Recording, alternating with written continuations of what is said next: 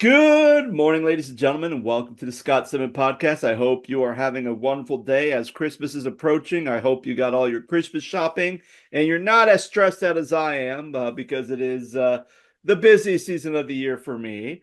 But joining me, who's probably a lot less stressed out, is Micah Current. Micah, how are you? Why would I be less stressed out than you? I don't know because you're not. I mean, you're not doing like. I mean, I guess you're not doing a lot of church work like you used to. So I don't know if it's still a busy time for you and especially with school being out for winter break. Do you do a lot of work in between breaks? I mean, the university stays open except for the week of Christmas. Uh-huh. And so I still work, 8 to 5, during that time, through the week. I also am doing, some social media marketing for 3 different churches. So, Oh, um, that keeps me busy. But the great part about what I do is that I can do it pretty much on my schedule when I have free time to do it, yeah.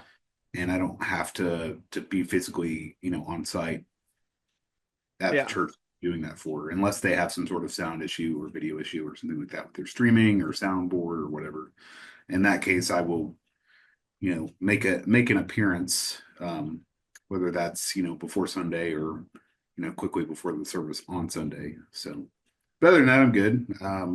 Like you said earlier, the university wrapped up last Friday, fall semester, and had our commencement and had finals, and they went home. So this week's been pretty quiet.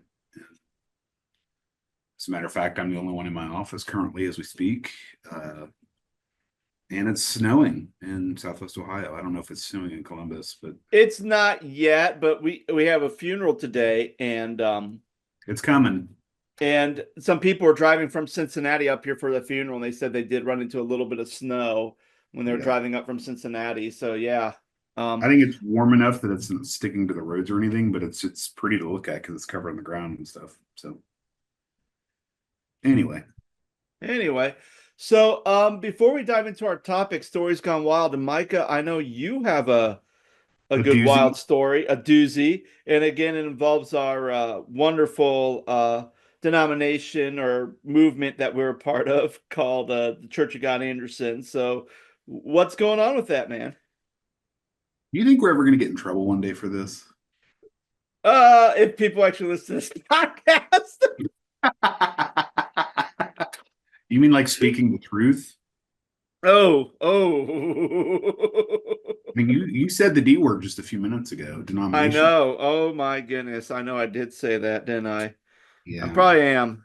But until someone actually wants stops it. to have it, well, again, they promised me confirmation conversations to find out what I'm doing in ministry, and they have not done anything with me. So it's like, okay, well, whenever you finally get around to getting your stuff together, I'll have a conversation with you. But I'm not going to waste my time to take away from my ministry that I'm doing to go and have a conversation if I should be doing ministry or not. Like, I just say that that's a shame. I mean, it is, but It's just like it just feels like everybody's too busy to help other people.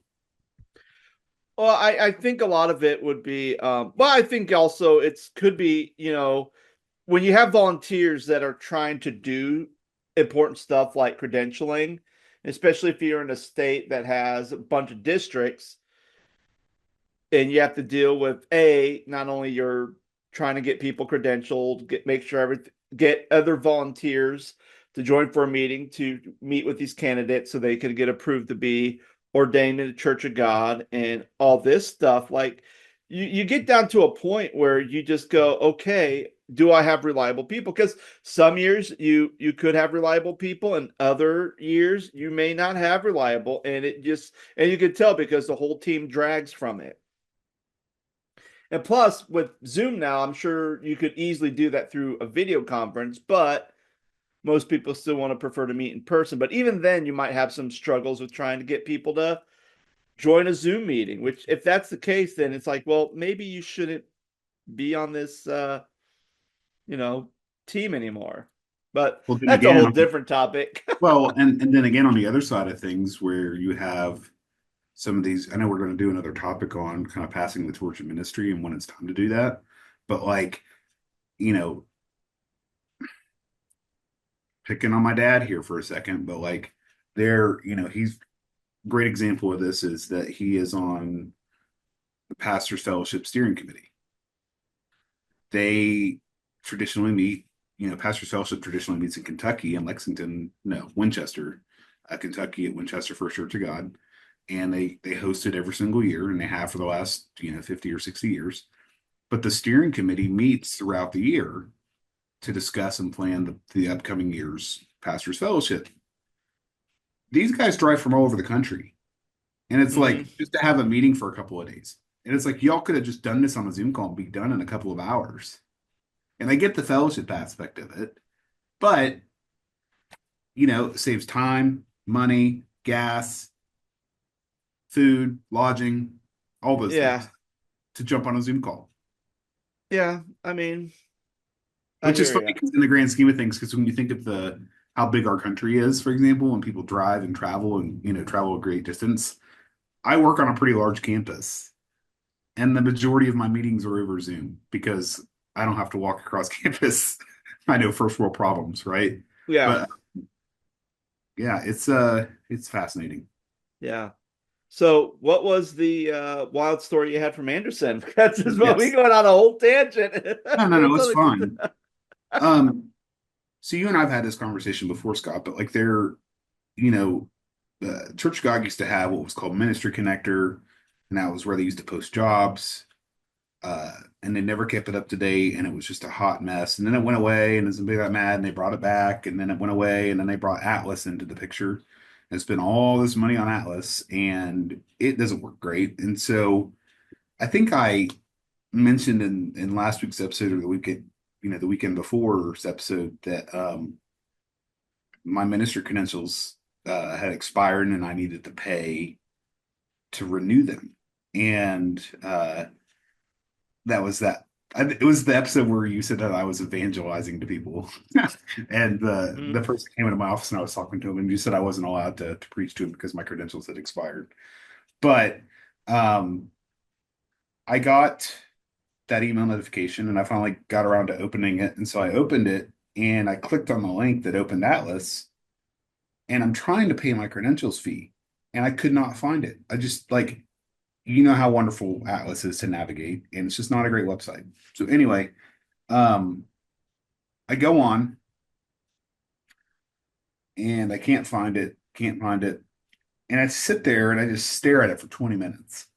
And I'm like, you know what? I'm just going to call the Church of God Ministries offices in Anderson and just see what it's going to take for me to get this paid. Hmm. So I call, and surprise, surprise, nobody answers the phone. I left a voicemail and said, "Hey, this is what I'm trying to do. Just give me a call back whenever you can."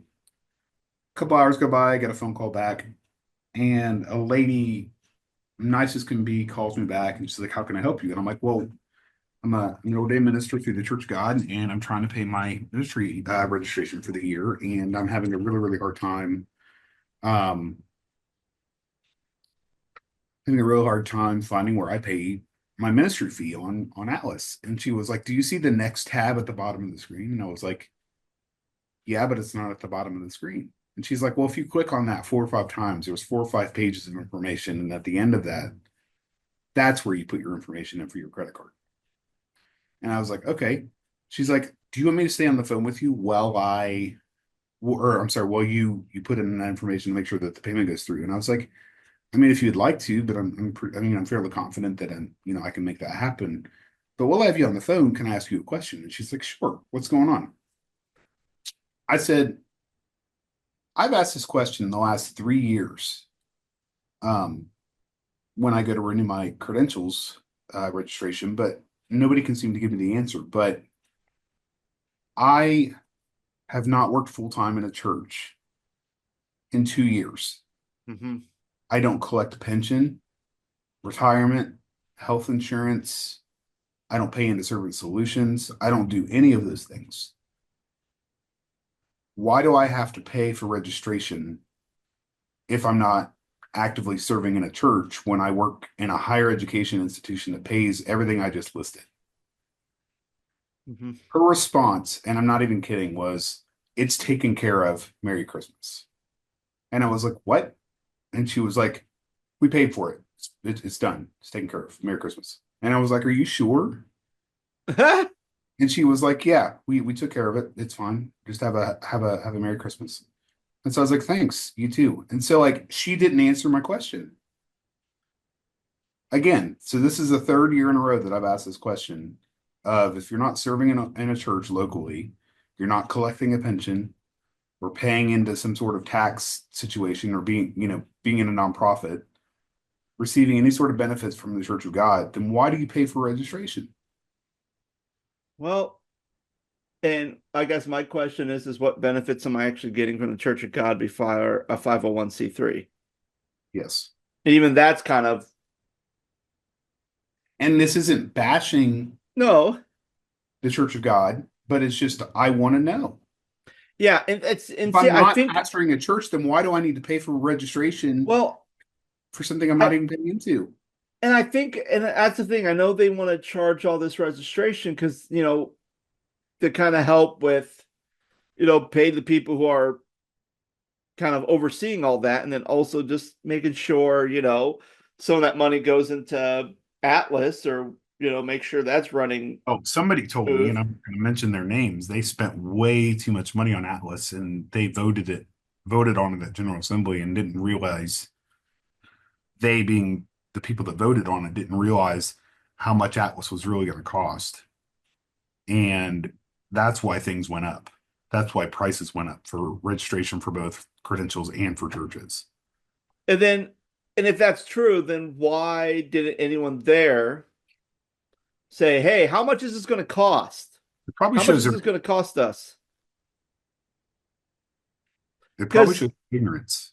well, again, when you think about General Conference, General Assembly, or the whatever, like whatever you want to call themselves, the group of ministers and lay leaders that vote for these big decisions that happen on national level, like you guys need to make sure you are saying your stuff and make sure that you are making sure that those questions are being asked.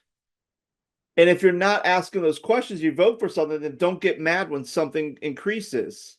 Mhm. And you go, oh, but that's a whole different point. But I mean, in regards to that, like there needs to be a clear communication, like because even when I do a pull down menu, registering, I have all these different options as far as what I'm going to register as a pastor, minister, missionary, blah blah blah.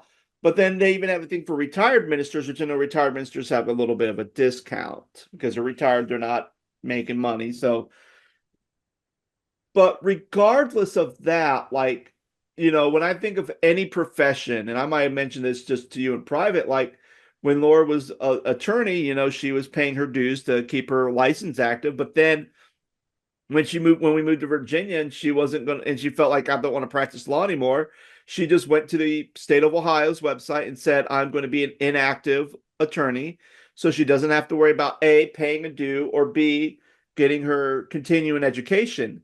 But if she ever decides she wants to reactivate it, she has to pay a fee to reactivate her license, and then she'll have to start making sure she gets her CEs caught up and do her CEs for that year and everything else. And I don't understand why something like that can't happen, because especially like with our topic that we're going to be discussing today is we have a pastor who is looking for a job and doesn't care if it's a ministry.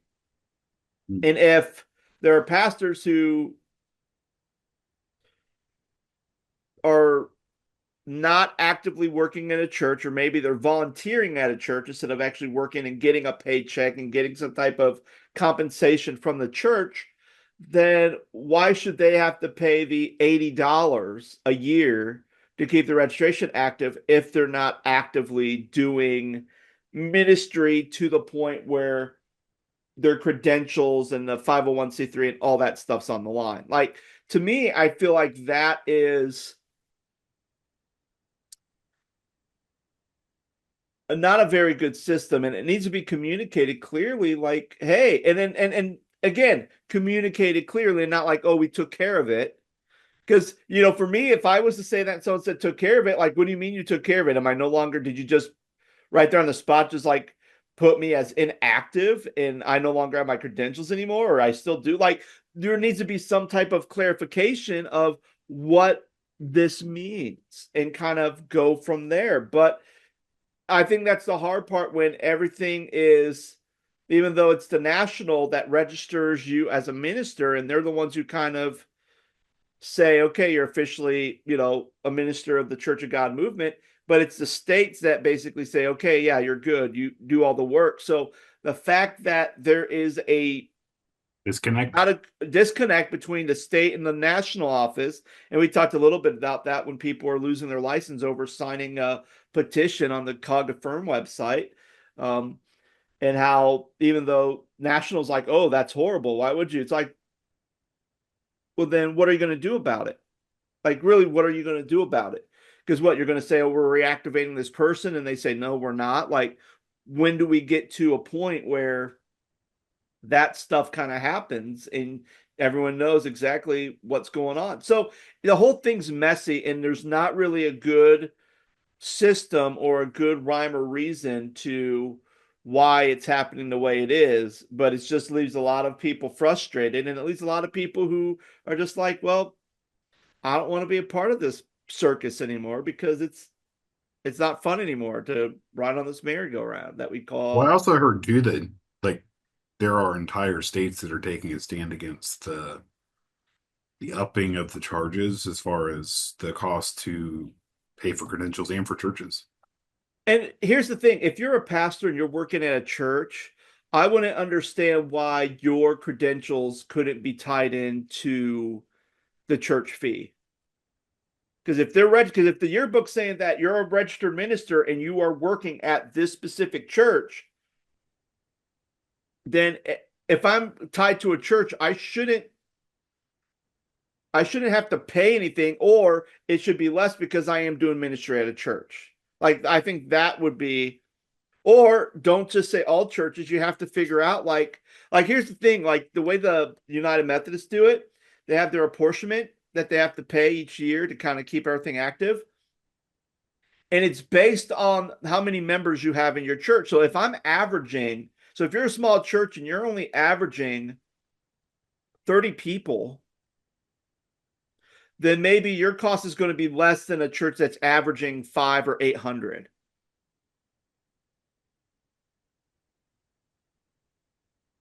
And even and again, like if you don't pay your apportionment, you kind of, you don't get in the yearbook. But I know some churches who are small because they're not even paying their full apportionment because they can't afford it. So they're only paying half. And yet the Methodist church recognizes that. And they don't say, like, okay, you don't. They go, okay, we understand you're on hard times. Just pay what you can. And they're fine with it. Like, and it's almost kind of up to the pastor and the trustees to basically say, okay, we're in a good spot now. We can actually pay our full apportionment now. We had a troubling time. We can now do that. And I think that's just kind of how it has to go. But again, you have to have a very good system in place to do that, not just like a analytics system, but even just people doing it. That's going to be like, okay, we can run this ship, and it's a pretty good tight ship to run, and so we all know what's going to happen and how to do things. So, yeah, that's the thing. So, I mean, Well, I don't know, but I two mean, I'm other things, sure. two other things I want to say really quick. Yeah, One, you mentioned missionaries earlier, and I'm sure that they hold, credentials, or the majority of them do, but their careers and their field of ministry is all based on fundraising. yeah, So, like, do they pay? Do they have to pay an increased price as well? And the churches that they're planning or working at or being missionaries in across the entire planet may not have the funds like we do here in the States. yeah, And then the other thing too was you mentioned somebody had reached out to me about maybe switching career paths or trying to find something else. Years ago, when my wife and I got married and we moved from South Carolina to North Carolina, my wife had retirement in the state of South Carolina, and so like she had worked there for 10 years, and now she's been in Ohio. We've been in Ohio since 2016, but her retirement in South Carolina is just sitting there. She can't touch it till she retires. My question for you, Scott, is what does it look like if you, let's just say you put 15 years of ministry in, and you've paid into Church of God Ministries and Servant Solutions and all this stuff, and then you're like, you know what? I'm gonna walk away. I'm gonna do another career. I'm gonna get a degree and do something else. Um, what happens to that Servant Solution stuff? Yeah. Is it treated similarly to a retirement? You just can't touch it till you retire? Does it just sit there stagnant until you do retire, or does it go away? Does it dissolve? Like, I don't know. I don't know either, man. I don't All know. It's it should be it's answered. goodness. I don't know. It's a mess, and I think the problem is I think everyone tries to rush this stuff in, and then they want to vote on Only it, have and it's General Assembly every other year or every 2 years. yeah, absolutely. So I don't know. It's a mess, and people just need to figure out what the heck they're doing because ultimately everyone else is suffering. Communicate it. Yes. So, like you said, Micah, today's topic we're going to be talking about. We could just hang up the call. It's fine. Hang up the call. That's it. Jeez. Um, today's topic we're going to be talking about. Let's say you're somebody who has a degree in ministry, and you had that ambition to do ministry and be in ministry for a good portion of your life, and then all of a sudden you get to a place where you're like, okay, I want to try to maybe change careers, do something else, but all I have is a bachelor or even a master's in ministry. What other career or job can I get with my stuff being in ministry?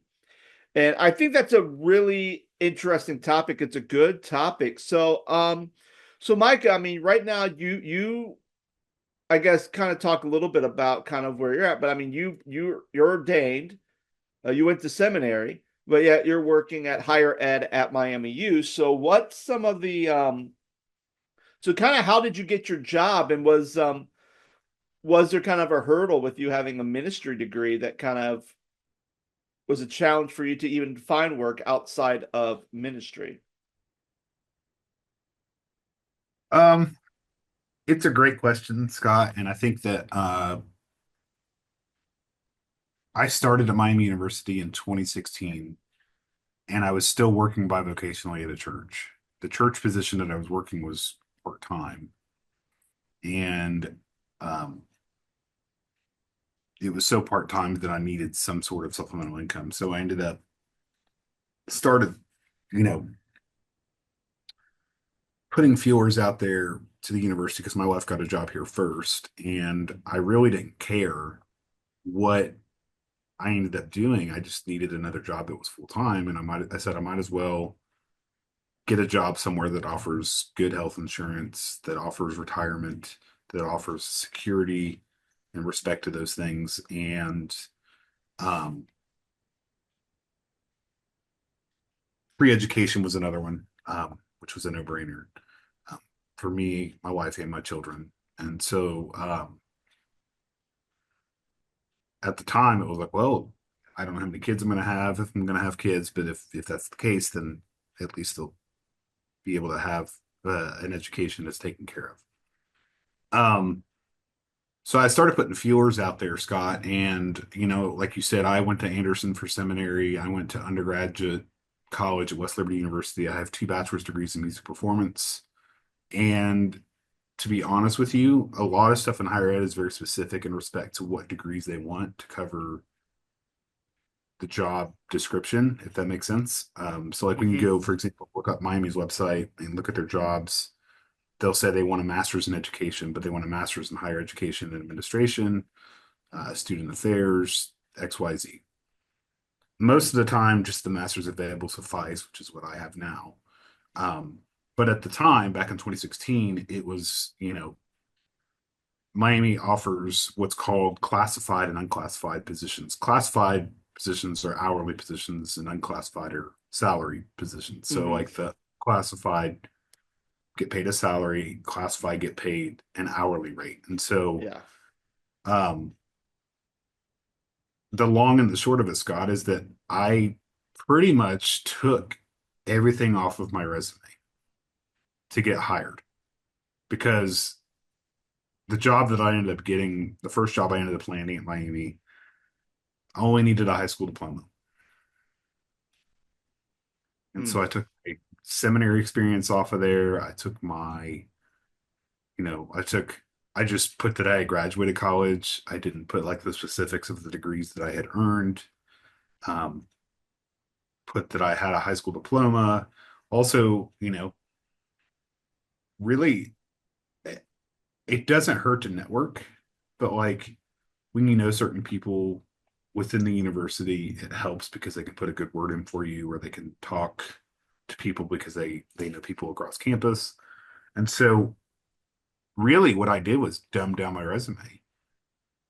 And which is sad because our generation was told to go to college and get a degree and go find a job because, a college degree is going to make you more money. Yeah. So, um, I don't know if that answers your question, but also I worked at Miami from 2016 to 2020, lost my job due to layoffs during the pandemic. I came back to Miami in 2021 in August, and I've been here since, uh, going on over 3 years now. Um, and I've continued to just work my way up the ladder. That Hmm. includes both education and in salary. Um, and there are certainly opportunities once you get in the system to help you, lift yourself up and propel yourself. So, Yeah. you- some of those things include job enrichment. Some of those include, I went back and got a master's degree. I'm going to do my EDD here soon. Um, but yeah, Mhm. it wasn't easy, but once I got in, it was fine. Yeah. But the whole point of this conversation that I wanted to, a lot of folks are kind of in that same boat, whether they're going through the Mhm. deconstruction thing, whether they're burned out from ministry, whether they're, just, hey, I don't want to do ministry anymore. I gave it my best shot. What am I supposed to do now? Yeah. So there's a couple things, and again, like I think there's a couple things that people can do, and I think a lot of it starts with, well, what is your, if you were someone who graduated with a major and a minor, what's your minor in? And is that something that you can do? So, like, if you did something like I'm in ministry, but I have a minor in like a business and nonprofits minor, well, then okay, you could work at the Salvation Army or try to work for a nonprofit, not necessarily a Christian nonprofit, but any nonprofit because you're going to have that business. So that's one trick you can do. But if you're someone who's like, oh, well, everything I did was ministry, ministry, everything is ministry. And now I don't know if I want to do ministry. Well, there's a couple options that you can do. First of all, I think the most important thing is to figure out like why don't you want to do ministry anymore? And if it's because you got to the point where it's like you're burned out, or maybe you got to the point like, I'm just tired of working in these. I feel like the only churches I get are these smaller churches, or that my organization or my state doesn't really do much to help me be able to find my next church that the pastor at. So I always feel like I have no support from my denomination or whatever the case may be. Then I would say if it's something where it's like, well, it's more of just you don't like kind of the structure of the current ministry you're in, then I would say look at different denominations. Like, I mean, for me, I when I was applying and Ministry Connector went down and I didn't have a good way to find jobs in the Church of God, except for, talking to the state minister, hey, can you send my resume or send my resume to this state director in this state or that state, and Bob Neese did. Um, I think that was always the hard part because it's like, well, you're now waiting on people's availability again. people, if they're actually going to help you and work with you, they will do everything they can. But if it's someone who you're just trying to maybe has too much stuff on their plate or they're just slacking off, then I'm now my whole career, my whole livelihood, the whole livelihood of my family is now dependent on if someone's going to do their job or not. So when I was applying for stuff, I applied to a bunch of different churches, different denominations, but then I was also applying to other stuff too. And actually, I got down to either working at a bakery or I could have been the night manager at a prestigious hotel. And the thing is I didn't like dumb down my resume. They had all my stuff on there, knowing that I was have a master's and everything else. And one thing I was taught years ago was that even if your master's is not in the field that you are applying to, a lot of times they will look at that and they will say, okay, this is someone who's highly educated, somebody who is smart, who who works hard to be able to get a degree, so we can easily retrain them to be able to do something. So if I apply, and there's certain exceptions, like I can't apply to be a doctor, a medical doctor, because they're going to be like, no, sorry, just because you have a doctorate in theology doesn't mean you could be start operating, doing open heart surgery on people. Cut people's ears off or something. Exactly. So but they might, but there might be some people who will see it and go, oh, well, hey, we have a chaplaincy, or hey, we can train you to do some coding. You might have to take some extra classes to kind of learn stuff, but here's some things that you can do that would fit. So there's a lot of, I've also heard too, Scott, that like it's kind of the opposite. People that have advanced degrees, they want more money. And so companies aren't willing to even look at them or hire them because they automatically think that this person or candidate is going to want more money because they have advanced degree. well, and that's and see, and a lot of, and I think a lot of that goes to the type of company that you're Yeah. applying to. Like, because easily, being a night manager at a prestigious hotel, like I probably wasn't going to get paid much. But at the same time, they needed people. And it was at this time where they needed people during COVID. And I said I would be willing to do it. And plus, the other thing is I had an in. I knew somebody who worked there who needed to actually put it out. So again, I think that's the main thing is networking. Like, and again, if there's one thing that in ministry, you are in a prime position to network with a whole variety of different people in different fields. So as long as you're a pastor and you don't burn those bridges, you could easily maybe talk to somebody and say, hey, is it possible for me to get a job here? Or do you know of anything? And people may know stuff and they can put good words for you. Um, on the same token, like you can even, if you build good community relationships, again, if you're a pastor and you're building relationships with people in the community outside your church, then that's going to help you too. And the fact that I got hired to be the night manager and also to be the baker. And it really just came down to, okay, and it wasn't even a money thing. It was more of like, am I going to have time to take my sister, not my sister, sorry, my daughter to school and pick her up? And if I'm working from 11 to 7 and I have to get my daughter over there to the school at like 7:30, am I going to have time to drive back home, pick her up and drive across town to get her to school? And it wasn't going to work, but I could do it at the bakery. Like they were open to saying, yeah, if you need to leave early, drop her off, come, and if we're swamped, just come back and finish up work. Just make sure you clock in, clock out. Like, okay, and that was the choice because I had the more flexibility, and that's really what I was looking for. I mean, I didn't get paid as much, but I had the flexibility to be able to do that, to take care of it while I was trying to find my next ministry to be a part of. Um, so just to kind of sum up everything I said, what's your minor in, and kind of lean on your minor to help you get something.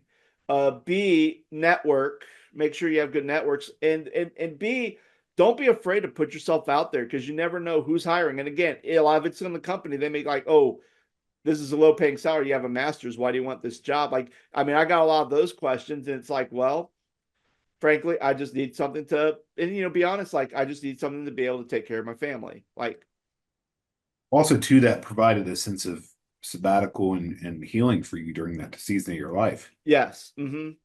Yeah, and it did, and then eventually, I got called to do ministry, and then I left. And again, it's in a different denomination, but it's fine. And I mean, You're enjoying everything's yourself.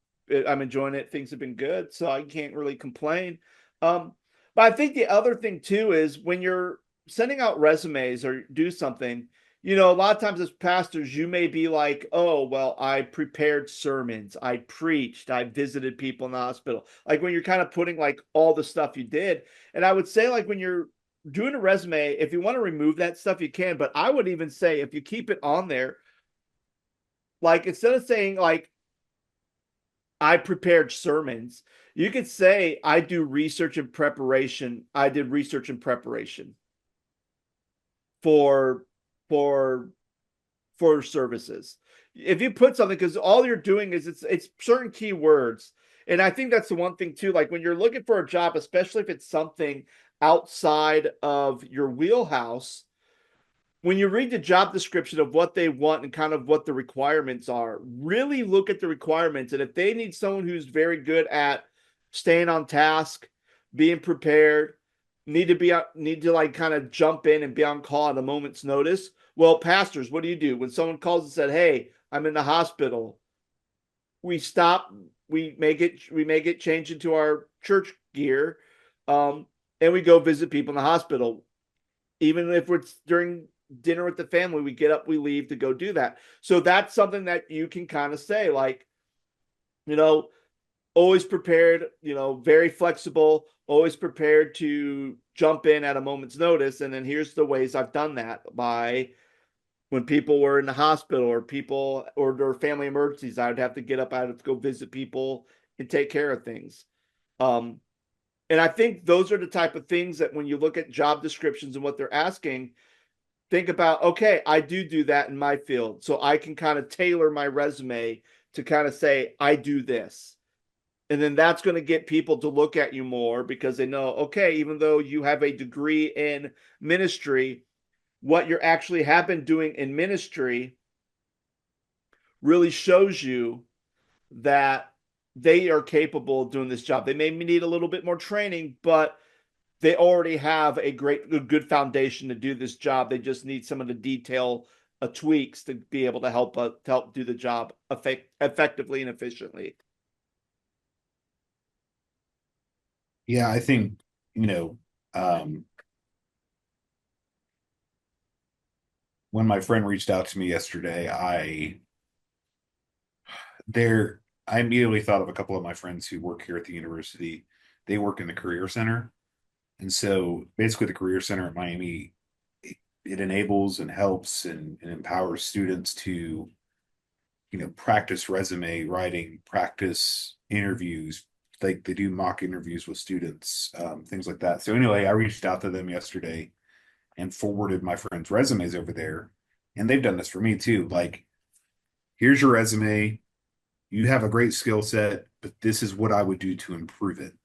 And this is what companies are seeing as trendy things at the moment to look at to make your resume stand out more than others. And Scott, I think you nailed it because that's usually one of the first things that they tell me either when I send my resume over for them to look at or when I, send friends' resumes over. They're like, great experience, but make sure that like under that experience, you're hitting the bullets, right? Like Mm-hmm. make sure, like you just said, Scott, uh, research and innovation. It may not exactly, it's not sermon writing, even though it is sermon writing, you're doing that research every week when you're writing a sermon, but it's still research. So you could put research in there, right? You can word it in a way that can mean both, if that makes sense. Um, but yeah, there's a number of ways to um, rework your resume and, apply for jobs and uh, have that conversation. And, Mm-hmm. you know, I'm seeing that more and more where people, I don't want to say walk away from ministry, but they're seeing what options are out there. but they're Yeah. struggling to find what options are out there because, hey, I have a biblical studies degree, or I have a master's of divinity, or I have a master's of theological studies, or a bachelor's of, Old Testament or whatever. And they're struggling to find a job because their degrees are in Bible and not in, business or marketing or communications. Yeah. Yeah. And I mean, it is kind of, and again, like there's so much, and again, I mean, I think especially this time, there's still kind of not as much as there were a couple years ago, but there's still kind of a shortage. So the fact that you can kind of go in there and try to get something will be beneficial. And plus, it may be even to your benefit to just to hire like a either through like LinkedIn or monster.com or some of these other like job sites. It may even be good just to pay the extra like subscription fee for somebody to basically say, hey, we think this is a good fit. We think, because I mean, I get stuff all the time from, and again, I don't pay anything, but occasionally I'll get something where somebody or church is paying somebody to say, hey, here's this church that's looking for something. We think you might be a good fit for it. And here's kind of all the information about it. So, in that aspect, if you're someone who really wants something and you have a good skill set through LinkedIn or through a different like Indeed or anything else, like you can go ahead and put that on there, pay something, and there will be a people who will say, okay, we're going to send your stuff to these places because we think you'll be good fits for them. And then that way you don't have to worry about each day trying to slug through and trying to figure out what works. They may be able to find something for you that may be a good fit. So, I don't know if there's anything more to talk about. So I think that's kind of it. But friends, if you have experience of maybe being in the ministry or being in a totally different field and then you switch fields, what was that process like for you? How did you do it? Maybe we can kind of help each other out for people who may be in a similar boat.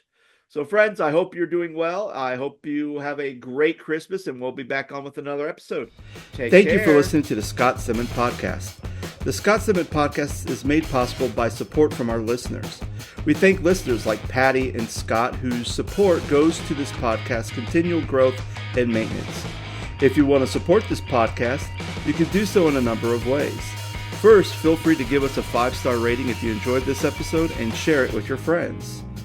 If you'd like to financially support the Scott Stedman Podcast, you can go to the website ko-fi.com/the Scott Stedman Podcast. That website again is ko-fi.com/the Scott Stedman Podcast.